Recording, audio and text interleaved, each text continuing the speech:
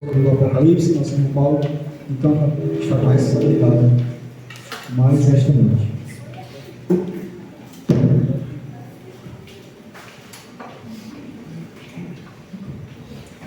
Boa noite a todos.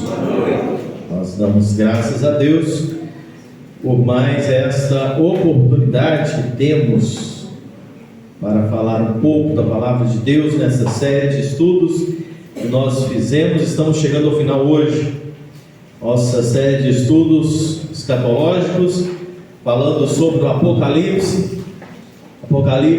revelação de esperança.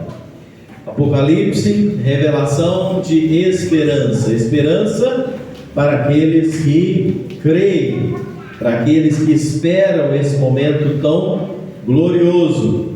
Mas quando falamos de Apocalipse, muitas pessoas no mundo ficam como esse rapaz que está ilustrando as nossas publicações nesse ano, sempre preocupados, olhando assim, não é, como esse rapaz aí, preocupados porque não tem certeza das coisas que vão acontecer em relação à vida deles, e há razão para se preocupar mesmo. Quando falamos do Apocalipse, do jeito que traz esperança para quem tem certeza da salvação, também deve trazer preocupação para aqueles que não estão preparados, não é? Nós sabemos que estamos muito próximos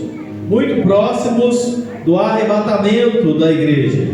Nós cremos pelos sinais que as coisas estão caminhando rapidamente para Jesus vir buscar a sua igreja. Nós cremos nisso. Falamos aqui esses dias dos sinais que apontam, não é? Falamos dos sinais que trazem lembrança para nós de tudo o que está acontecendo. Desses sinais naturais, como lembramos aqui esses dias, coisas que vira e mexe aparecem no noticiário, e nós sabemos que são sinais que se aproxima aquele momento glorioso de Jesus voltar. Falamos do arrebatamento da igreja, já falamos também do tribunal de Cristo, onde os crentes vão prestar contas da sua vida depois que aceitaram Cristo Jesus. Falamos da tribulação, dos 7 anos de tribulação que haverá de acontecer após o arrebatamento da igreja. Falamos do anticristo, falamos da besta e do anticristo, e hoje nós vamos então para o encerramento dessa jornada escatológica. Hoje nós vamos fechar esses estudos falando dos eventos do fim. Eventos esses que a gente estuda isso e fica feliz, cheio de esperança de saber que grande parte desses eventos que nós falamos até hoje, nós não estaremos aqui nesse mundo nessa época. Nós não vamos presenciar aqui. O estudo de hoje, o que nós vamos estudar hoje, nós voltamos a aparecer na história. No estudo de hoje nós voltamos a estar presente. Você sabe, Jesus vem, só recordando a sequência escatológica, Jesus vem, nos arrebata, nos tira da terra. Nós vamos estar com Ele guardado nos céus. Acontece 7 anos de tribulação, coisa feia, terrível, estudamos aqui. No final dos 7 anos, o que acontece? Jesus volta, a segunda vinda de Jesus Cristo. Quando Jesus vem, acontece a conhecida e falada e filmada batalha do Armagedon, aquela grande guerra que vai acontecer. Se você estava aqui ontem, você viu a última praga, a última coisa que vai estar acontecendo é o rio Eufrates secando. E o rio Eufrates vai secar para que os reinos do norte possam descer para atacar, posicionar contra Israel, para que então Jesus volte com as miríades celestiais para acontecer a grande batalha do Armagedon, para que Satanás, para que a besta e o anticristo, de uma forma geral, seja destruído. E então começa o reino, chamado o quê? Reino milenar, o milênio. E o milênio vai durar quantos anos? Muito bem, né? Isso aí é puramente português, né? Milênio vai durar 1000 anos. E depois dos 1000 anos, a acontecerá mais um evento, chamado o quê? Trono branco. E hoje a gente vai falar sobre tudo isso, Deus permitindo. Nós vamos pensar então. Como nós já dissemos, hoje nós vamos estar falando e pensando o que a Bíblia diz sobre essas duas coisas. Antes da gente entrar propriamente na mensagem, eu quero também hoje explicar com você a diferença que existe entre segunda vinda e arrebatamento. Muitas vezes se fala como se fosse a mesma coisa, não é? Muitas vezes a pessoa diz: a segunda vinda de Jesus, segunda vinda de Jesus. Arrebatamento e segunda vinda são coisas diferentes, não são a mesma coisa. Nós vamos estar estudando aqui também. Mas vamos ler a palavra de Deus, a promessa da segunda vinda de Cristo. Apocalipse 19, versículos de 11 a 16. Apocalipse 19, versículos de 11 a 16. Diz assim a palavra de Deus: vi o céu aberto, e eis um cavalo branco. O seu cavaleiro se chama Fiel e Verdadeiro, e julga e peleja com justiça. Os seus olhos são chama de fogo, na sua cabeça há muitos diademas. Tem um nome escrito que ninguém conhece senão ele mesmo. Está vestido com um manto tinto de sangue, e o seu nome se chama o Verbo de Deus. E seguiam-no os exércitos que há no céu, montando cavalos brancos, com vestiduras de linho finíssimo, branco e puro. Sai da sua boca uma espada afiada, para com ela ferir as nações, e ele mesmo as regerá com cetro de ferro, e pessoalmente pisa o lagar do vinho do furor, da ira de Deus, do Deus Todo-Poderoso. E tem no seu manto e na sua coxa um nome inscrito: Rei dos Reis e Senhor dos Senhores. Amém? Aqui nós temos o quadro da segunda vinda do Senhor Jesus Cristo.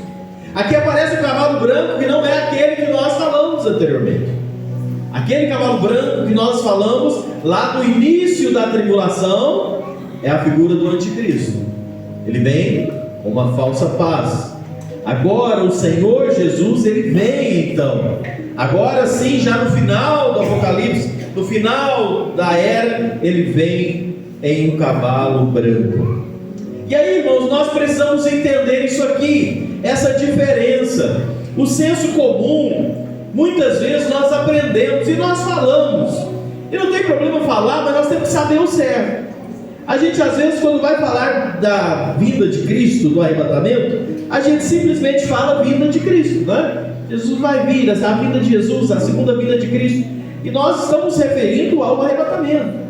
Mas existe uma diferença, e nós precisamos entender qual é a diferença entre arrebatamento e segunda vinda. Eu tenho aqui uma ilustração, e essa ilustração é do quê? Do arrebatamento. Consegue ver o que está acontecendo aí nessa imagem? Nós temos Jesus e os salvos fazendo o quê?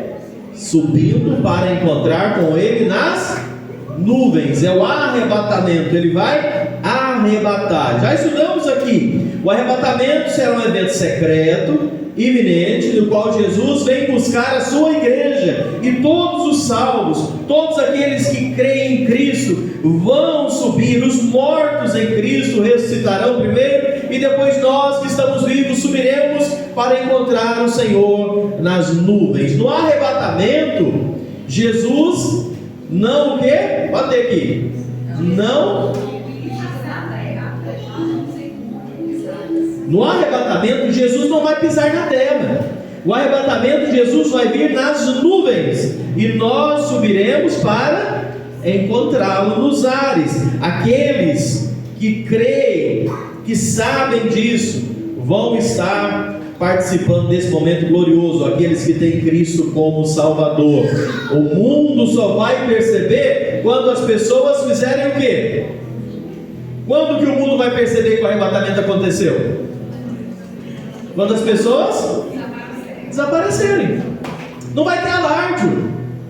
Não vai ter um flash grande, um terremoto, alguma coisa. Não, o arrebatamento vai ser percebido apenas quando a pessoa que crê em Cristo, que está próximo de você, sumir. Quando os bebês sumirem. Quando as crianças recém-nascidas desaparecerem. E nós falamos isso, o caos que isso vai gerar no mundo. Imagina, quase todas as famílias têm uma pessoa salva. Não é verdade? Quase toda família tem uma pessoa crente. E essa pessoa vai desaparecer. Quase todas as famílias têm bebês, têm crianças recém-nascidos. Imagine a aflição dessas mães que não são salvas, que não são cristãs, quando seus filhos desaparecerem. Que angústia vai ser? Então o arrebatamento vai ser percebido somente nesse momento. E aí então começa a grande tribulação. Isso aqui é o que? O arrebatamento. Agora, a segunda vinda de Jesus, que nós lemos no Apocalipse, é outro espectro. A segunda vinda de Jesus, agora nós lemos que ele vem, um cavalo branco, seguido pelas miríades celestiais, com uma roupa manchada de sangue, e ele vem então agora para guerrear. Guerrear contra quem? Contra o anticristo, que está reinando lá, que está sendo adorado. Ele vem agora para reivindicar o lugar que é dele. Então na segunda vinda, Jesus vem em poder e glória, visível, poderoso, todo olho verá, o mundo vai saber que ele veio. Mas olha, aqui a imagem não ficou legal, mas só para ilustrar, o mundo vai estar em paz, tranquilo nesse momento aqui. Quem estava aqui ontem lembra, o mundo vai estar um caos. O mundo vai estar um caos. A natureza queimada, os rios sujos de sangue, não haverá mais vida, não haverá mais nada. A destruição geral tomando conta da natureza, dos rios, do ar, guerra, morte, enfermidades, as pessoas queimando pelo sol. Lembra que nós falamos aqui? Esse vai ser o quadro que o mundo vai estar inserido no momento da segunda vinda de Jesus. Então a segunda vinda de Cristo será um acontecimento visível e poderoso no final da grande tribulação. Mateus 24:30, então aparecerá um sinal do Filho do Homem, e todos os povos se levantarão e verão o Filho do Homem vindo sobre as nuvens com muito poder e glória. Segunda vinda de Jesus, todo olho verá. Segunda vinda de Jesus, um grande estrondo, um grande sinal, todos os olhos vão ver, algo que vai impactar toda a terra. Esse será o momento então da segunda vinda. Nessa etapa, Jesus já não vem mais secretamente, mas de uma forma majestosa, e ele vem para julgar as nações, destruir o anticristo e estabelecer o seu reino milenar. Nesse momento a igreja vem com Cristo.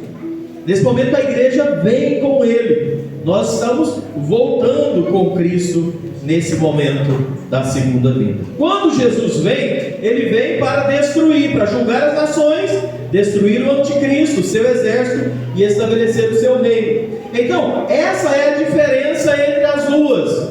Eu coloquei as imagens lado a lado para você identificar e entender bem. Olha a diferença do arrebatamento, nós subimos.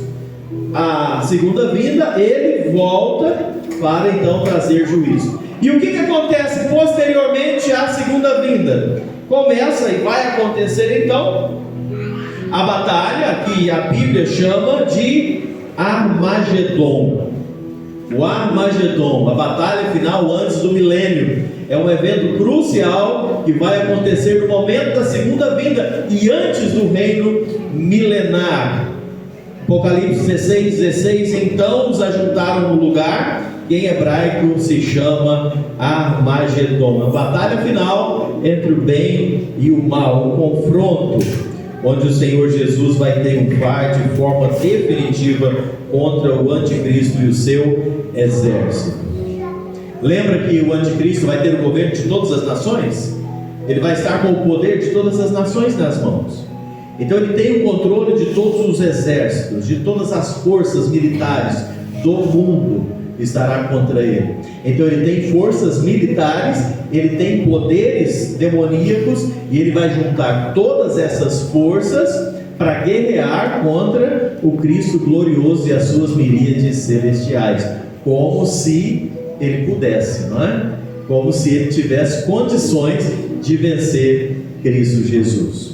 Então ele vem e enfrenta toda essa batalha. Apocalipse 19, versículo 19 e 20 descreve esse momento. Apocalipse 19 e 20 diz: então vi a besta e os reis da terra com seus exércitos reunidos para guerrear contra aquele que estava montado no cavalo e contra o seu exército.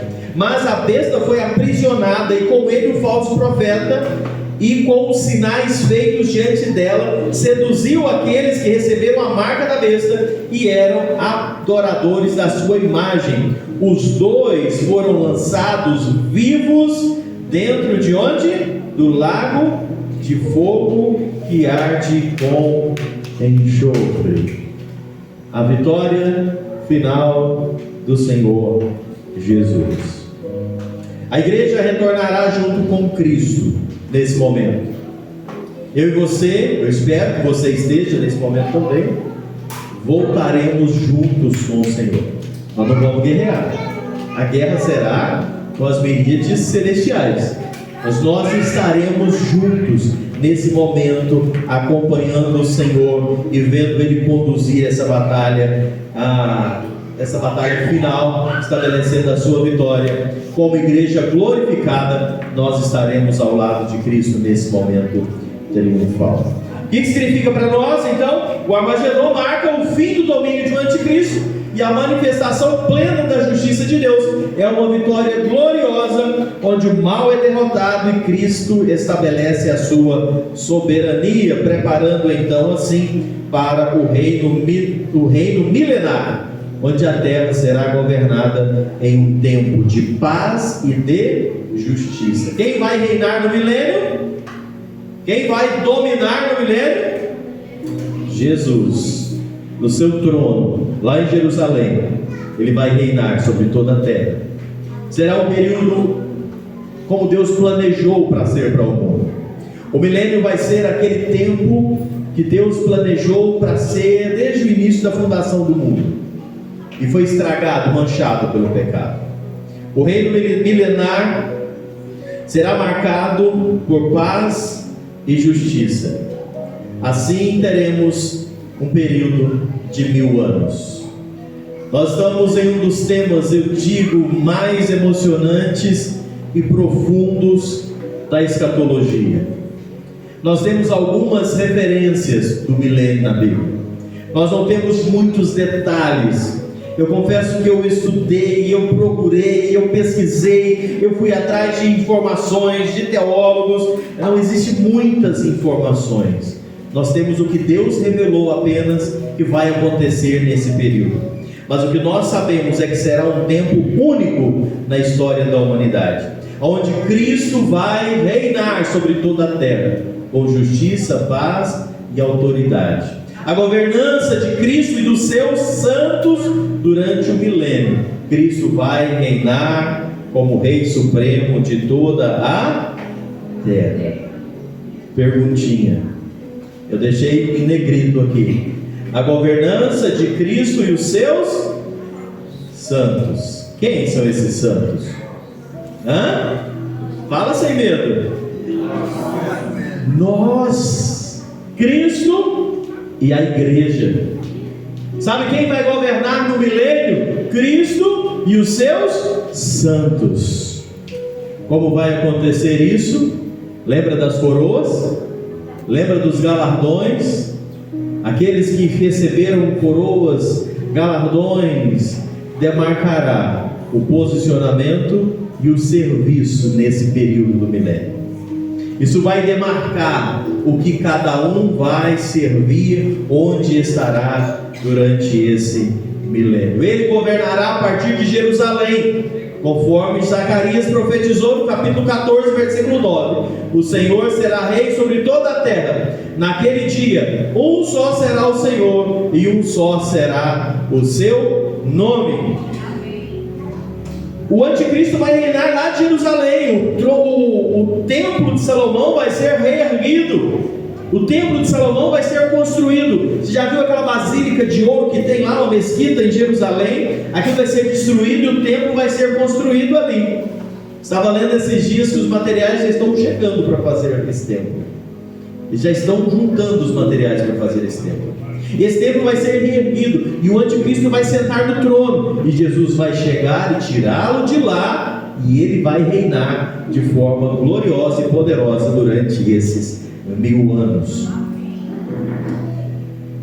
Quem vai viver no milênio? Quem vai estar no milênio? Pergunta que às vezes a gente recebe: quem vai viver no milênio? Os habitantes do milênio, quem vai viver durante esses 1000 anos, serão compostos por 2 grupos principais. Primeiro deles, quem?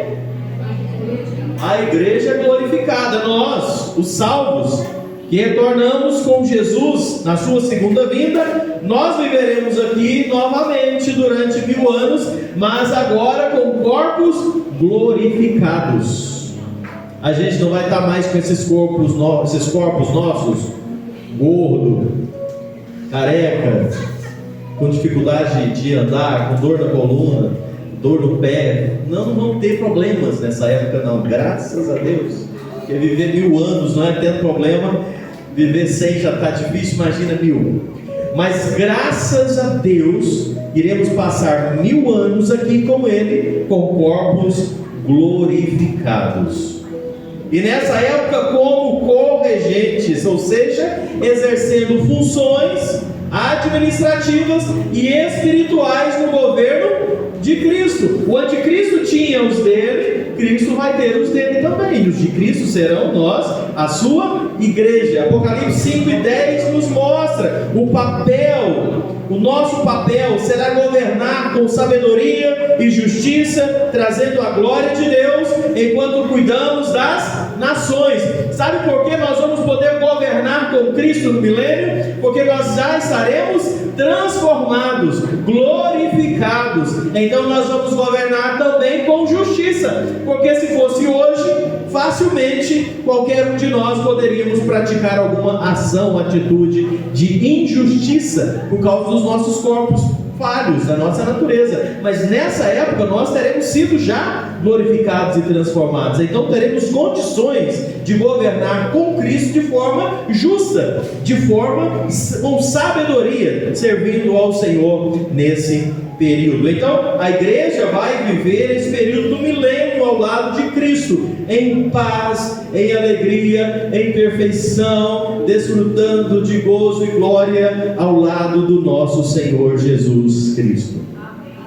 Mas não seremos só nós no milênio. Vão existir também, quem mais que está aqui, escrito aqui, quem consegue ler? O mundo vai continuar sendo mundo.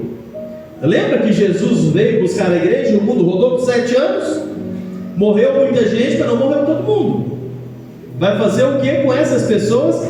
Elas vão viver aqui na terra durante esses 1000 anos. A vida vai rolar com essas pessoas que escaparam da tribulação, os seus descendentes, e a vida vai acontecer. Eles vão viver aqui durante a tribulação, eles formarão uma população inicial dessa era e continuarão a se multiplicar, povoando a terra. As suas gerações futuras vão nascer, eles vão continuar vivendo, eles vão continuar tendo filhos, eles vão continuar enchendo a terra durante o milênio.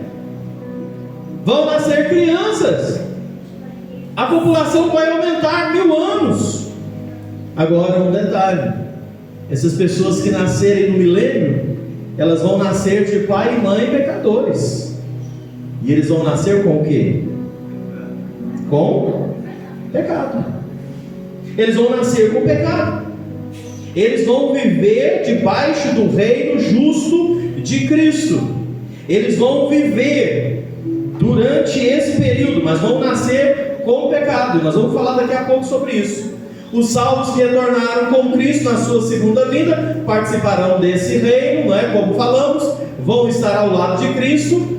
Daniel 7:27, o reino, o domínio e a majestade dos reinos debaixo de todo o céu serão dados ao povo dos santos do Altíssimo. Esses governos, esses santos governarão com capacidade de reis e sacerdotes, como diz Apocalipse 5:10, e para o nosso Deus os constituísse reino e sacerdote e reinarão sobre a terra. O papel da igreja glorificada é ser agente deste governo.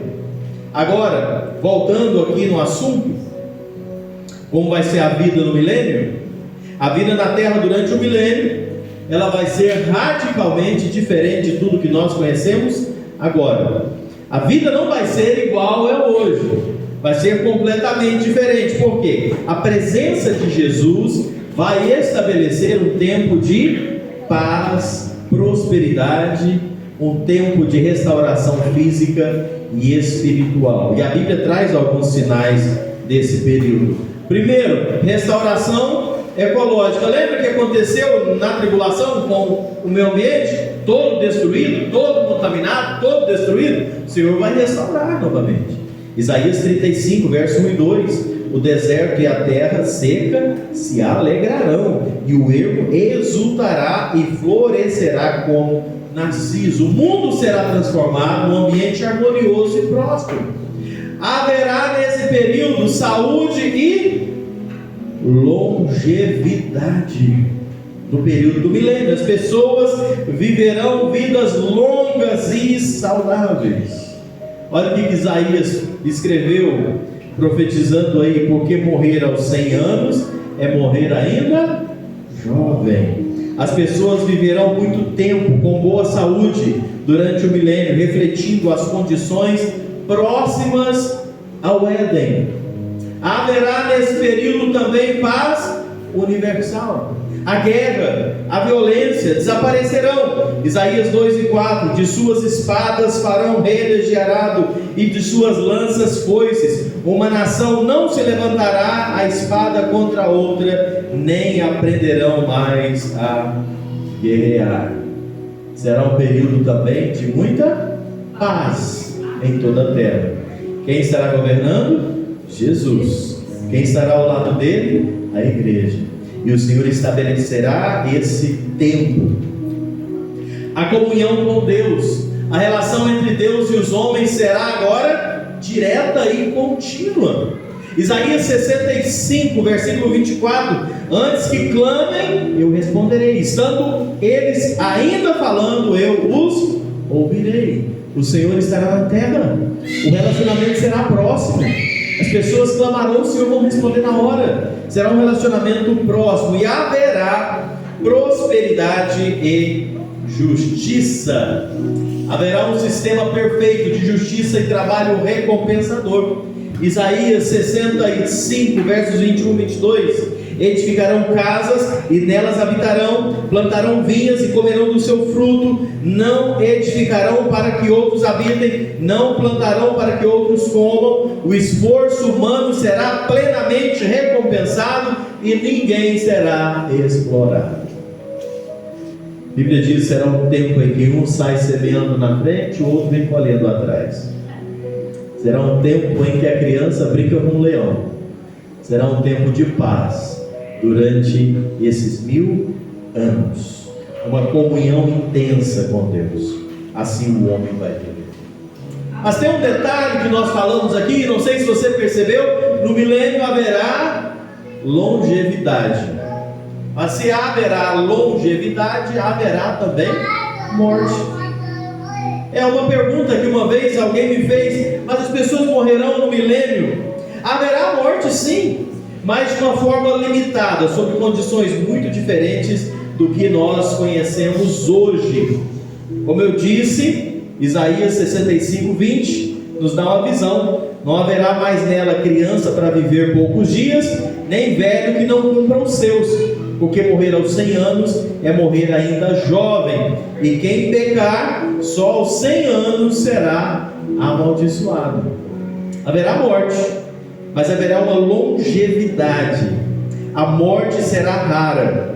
Será possível o homem viver e cumprir o seu período nos seus corpos naturais. Nós estamos falando dos crentes que vão estar reinando com Cristo aqui nesse período. A morte vai ser dos crentes que vão estar aqui com Cristo no milênio? Não, a morte será daqueles que vieram de onde? Da tribulação. Por que nós não vamos morrer? Porque nós já estamos glorificados com Cristo. Nós já temos a vida, nós não vamos morrer. Quem vai morrer no milênio serão aqueles que vieram da tribulação. Por alguma razão a morte chegará, mas essa morte não afetará os salvos que retornaram com seus corpos glorificados. Nós estamos livres da corrupção física. A morte no milênio, ela parece estar associada ao julgamento de Deus sobre o pecado. Então, quando nós pensamos nisso, nós estamos olhando que será para aqueles que rejeitarem o governo de Cristo e persistirem na desobediência. E aqui um ponto importante que eu quero falar. Nós lembramos que no milênio vão nascer filhos de pais e mães que são pecadores.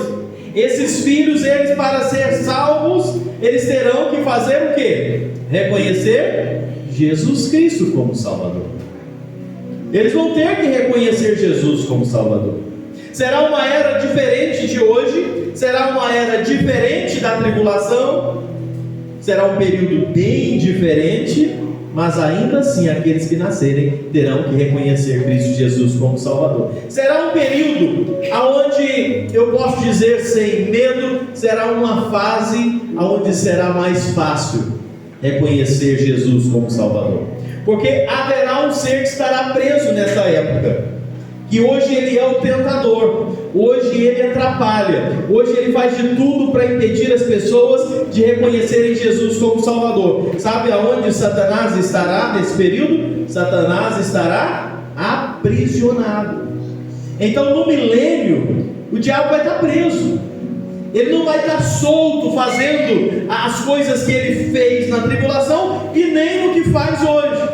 Então ele vai estar aprisionado. As pessoas vão ter que lutar contra a sua natureza. As crianças que nascerem nessa época vão ter que lutar contra a natureza que herdaram, a semente lá de Adão. Mas será então mais fácil. E nós podemos afirmar, sem dúvidas, que haverá no milênio um grande número de pessoas salvas nesses 1000 anos. Porque imagine você viver num mundo onde o diabo está acorrentado, onde Jesus governa com justiça, onde a presença dele é sentida. Facilmente aqueles corações poderão ser movidos a se renderem a Cristo. Então essas pessoas que nascerem no milênio formarão também e farão parte da grande multidão dos salvos em Cristo Jesus. Esse será algo assim impactante do período milenar. Satanás vai estar preso. Apocalipse 20, 1, 2 e 3 nos diz assim: então vi descer do céu um anjo e tinha na mão a chave do abismo e uma grande corrente. Ele segurou o dragão, a antiga serpente, que é o diabo, Satanás, e o prendeu por quantos anos? 1000 anos, e lançou-o no abismo, e fechou, e pôs um selo sobre ele, para que não mais enganasse as nações, até que se completasse 1000 anos. Satanás será preso durante 1000 anos, e só um spoiler, ele volta a ser solto de novo, depois dos 1000 anos. A gente vai falar isso aí depois. Durante esse período, então, Satanás, confinado no abismo, no Tártaro, como é conhecido, ele não vai influenciar nada da humanidade. O reino milenar será um tempo de paz, ausência total de tentação satânica. Consegue imaginar o mundo sem a tentação de Satanás? Esse será o reino milenar. Aqueles que vão nascer pecado, naquela época, Eles vão apenas lutar contra a sua natureza pecaminosa. Será uma oportunidade única de uma existência sem o engano de Satanás. Após os 1000 anos, ele será solto por um pouco tempo. Isso Apocalipse 20, 7, 8 nos diz que ele vai ser solto por um pouco tempo para a sua última rebelião antes da derrota final e condenação eterna no lago de fogo. Eu adiantei já e já falei sobre isso aqui, né? Sobre a salvação durante o milênio. Como eu disse, serão condições ideais. Com Satanás aprisionado, alguns ainda rejeitarão o governo de Cristo. Esses enfrentarão a morte. Esses enfrentarão as consequências. A verdadeira salvação está ligada a uma transformação pela fé e não apenas pelas consequências externas. Mas vamos então, findando esse tempo do milênio, eu creio que você entendeu. O mundo vai continuar vivendo, as pessoas vão continuar casando, tendo filhos, nós gloriados, nós com corpos glorificados, estaremos vivendo num patamar acima, em paz, em harmonia com Deus, reinando. O nosso papel será bem diferente das demais pessoas. Eles vão levar a vida deles, nós reinando com Cristo nesse período. As pessoas vão ter oportunidade de salvação. As pessoas que estão aqui nesse mundo nascendo e vivendo vão poder ser salvos. Fechou os 1000 anos, o que acontece? Depois dos 1000 anos acontece então o julgamento final e a nova Jerusalém. Nós estamos chegando no final da história mundial. Apocalipse 20 versos 11 a 15 nos diz: vi um grande trono branco, e aquele que nele se assenta, cuja presença fugiram a terra e o céu, e não se achou lugar para eles. Vi também os mortos, os grandes e os pequenos, em pé diante do trono. Então se abriram os livros, ainda outro livro, o livro da vida foi aberto, e os mortos foram julgados segundo as suas obras, conforme o que se achava escrito nos livros. Deu o mar os mortos que nele estavam, e a morte e o além entregaram os mortos que nele haviam, e foram julgados um por um segundo as suas obras. Então a morte e o além foram lançados para dentro do lago de fogo. Esta é a segunda morte, o lago de fogo. E se alguém não foi achado inscrito no livro da vida, esse foi lançado para dentro do lago de fogo. Aqui nós temos o trono branco, o julgamento final da humanidade. Nós falamos que existe 2 tipos de julgamento. Existe o tribunal de Cristo e o trono branco. O tribunal de Cristo é para quem? Para os salvos. Eu e você. O trono branco é para quem? Os perdidos, os não crentes, não salvos. No tribunal de Cristo não haverá condenação, e no trono branco não haverá salvação. Ali é apenas para você ouvir a sentença, mas não há mudança mais de posição. Vai comparecer diante do Senhor. O tribunal de Cristo, nós já haveremos passado por ele, e o trono branco para aqueles que ainda não conhecem o Senhor Jesus. Nós falamos do tribunal de Cristo, já explicamos aqui. Agora vale a pena nós tomarmos alguns minutos para lembrar e observar um pouquinho o que vai acontecer nesse trono branco. Um por um as pessoas vão comparecer lá.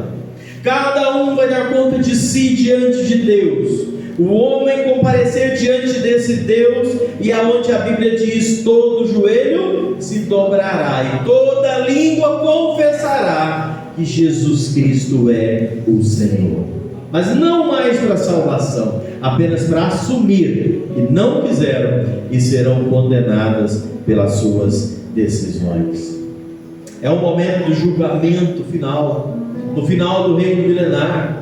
É um evento que marca o encerramento do plano de Deus para o mundo e agora a transição então para o tempo eterno. Satanás, que é solto no final do milênio para liderar a última rebelião, será derrotado e lançado definitivamente no lago de fogo, e então Deus realiza esse julgamento. Quem estará presente no trono branco? Aqueles que foram mortos e estarão vivos ali, que não quiseram Jesus Cristo como Salvador. Aqueles que não participaram da primeira ressurreição dos salvos, agora sairão dos túmulos então para a condenação. Aqueles que não têm os seus nomes escritos no livro da vida, o livro da vida vai ser aberto, e o nome que não foi encontrado ali vai receber o julgamento e a condenação eterna. E esse julgamento é reservado para aqueles que rejeitaram a salvação oferecida por Deus, para aqueles que viveram as suas vidas sem fé em Cristo, aqueles que viveram incrédulos, que ouviram do Evangelho, que sabiam como muitos ouvem hoje e ainda assim preferem viver no pecado, ainda assim preferem viver aproveitando o que esse mundo oferece, ainda assim preferem manter-se rebeldes à palavra de Deus. Esses chegarão diante dele um dia para receber a sentença pelas decisões tomadas. É algo, meus amados irmãos, é muito sério isso. As pessoas brincam com esse fato. Muitas pessoas, ao ouvirem falar de céu e inferno, o que mais nós ouvimos as pessoas dizendo: Deus que sabe.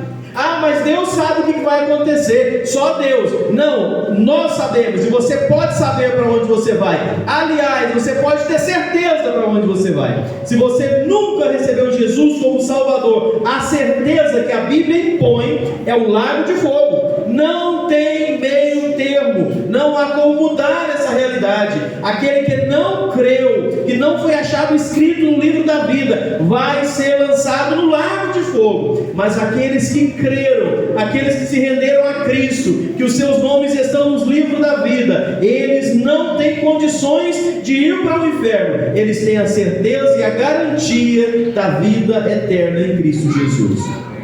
Então não é algo para você falar: não sei, é Deus quem sabe. Não, nós sabemos e temos a oportunidade de resolver essa situação. Eu louvo a Deus pelo privilégio que hoje ainda existe de salvação, mas muitos negligenciam, muitos ignoram esse fato. Os livros vão ser abertos, os mortos vão ressurgir, aqueles que morreram na tribulação, que foram despedaçados, aqueles que estão nos mares, aqueles que morreram em qualquer lugar. O mar vai ter que dar conta, a terra vai ter que dar conta. Já ouviu falar daqueles que morreram e foram dilacerados e dizem assim: nunca acharam o corpo, desapareceu. Vai aparecer aonde tiver, vai ter que dar conta, a terra vai dar conta. Pode ter consumido ao máximo, pode ter sido cremado, jogado as cinzas no mar, aonde for, vai dar conta, e ele vai comparecer diante de Deus para receber a sentença das vidas que levou. É o que a Bíblia diz.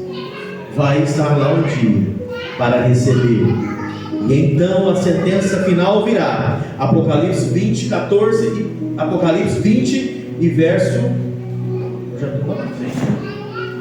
Apocalipse 20, 14 e 15. Então, olha isso aqui que é interessante, a gente já está quase terminando. Então, a morte e o inferno foram lançados para dentro do lago. Quem está no inferno hoje?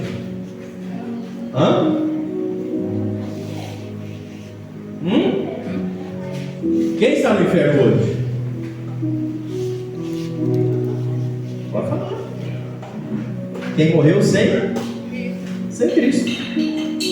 Quem morreu sem Cristo está no inferno hoje. Quem está no lago de fogo hoje?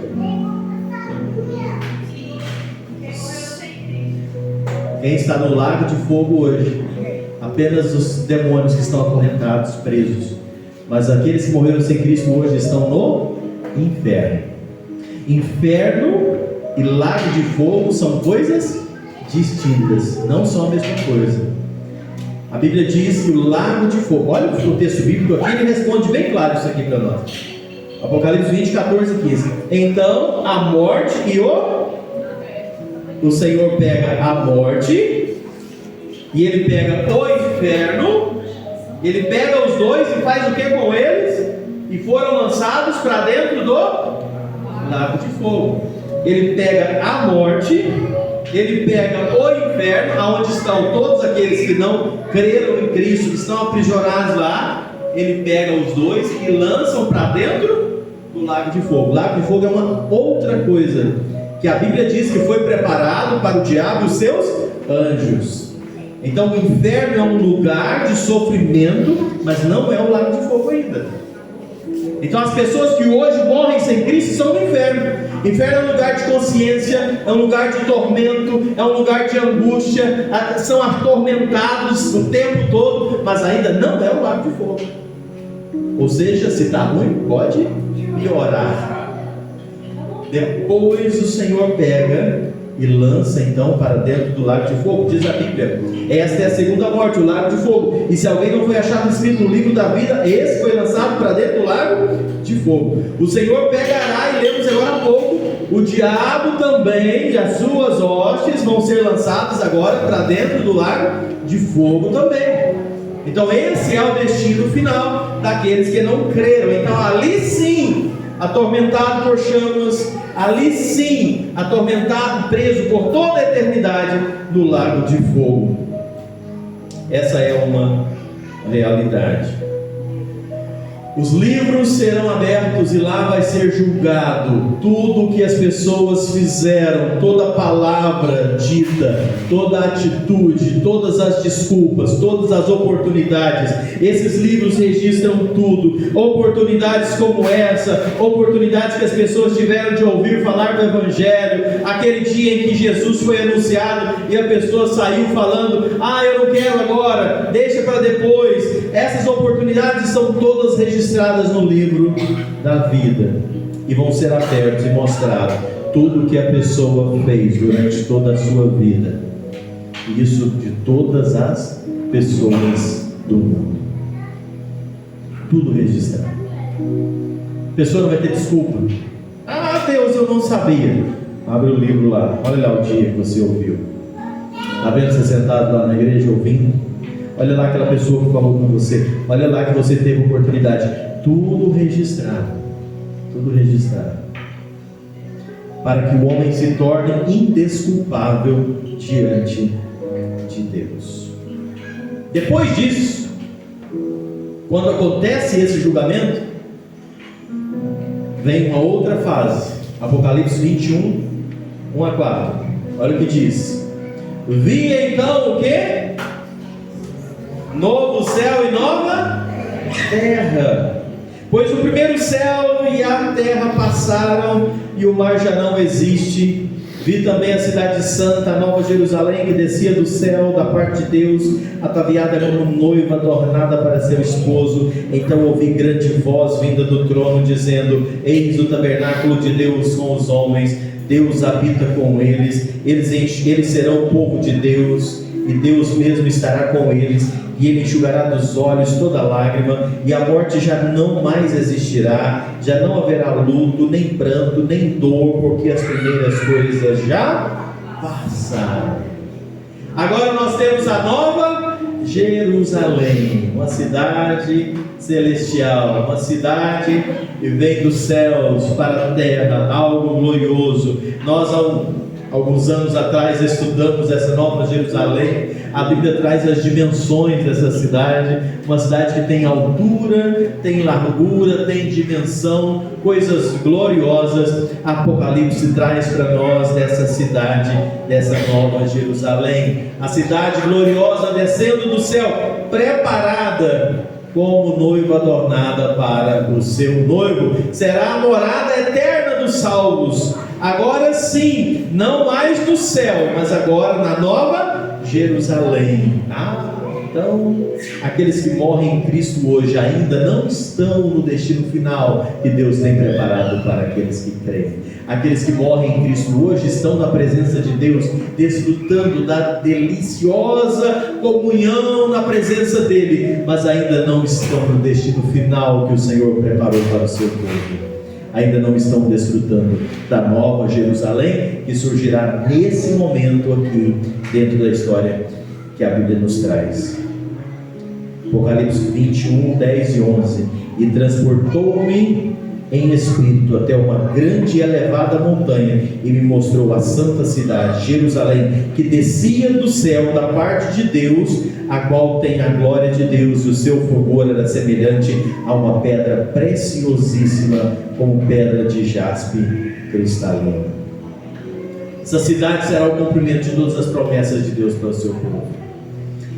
Apocalipse 21, 22, 23, nela não vi santuário. Por que não tem santuário nessa Jerusalém? Porque o Senhor está lá. Porque o seu santuário, diz a Bíblia, é o Senhor Deus Todo-Poderoso, é o Cordeiro.